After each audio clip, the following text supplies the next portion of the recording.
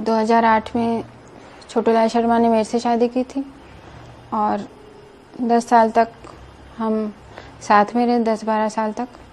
और शादी के 10 साल बाद उसका सिलेक्शन हुआ एसडीएम में। गरीबी में मैं उसके साथ थी।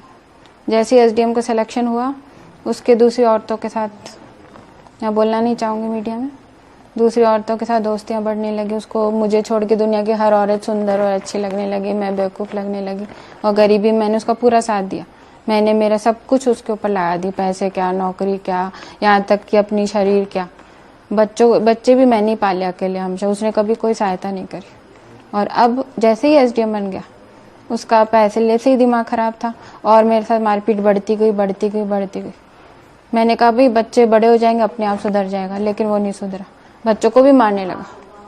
बच्चे जैसे बड़े होते गए, बच्चों को सब मारपीट करने लगा, तो वो मेरे सहन नहीं हुआ।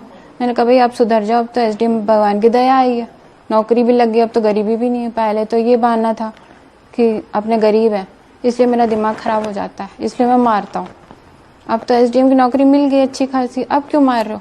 या अब इसलिए मार रहा हूँ क्योंकि तू बूढ़ी हो गई, अब तो मेरे काम की नहीं है ना। बच्चों का क्या है, ये तो कर लेंगे अपने आप, कहीं भी बड़े हो जाएंगे।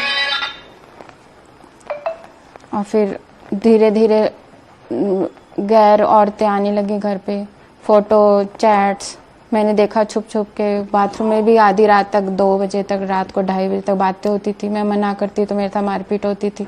मेरे यहाँ पे आंखों पे लगी हुई बहुत जोर से चोट के निशान, बहुत मारता था। ये पेट्रोल पंप वाले को 1 थप्पड़, मुझे तो रोज 10 थप्पड़ मारता था, इतनी जोर जोर से। मैं अलग से नहीं रह रही, मैं तो घर बसाना चाहती थी।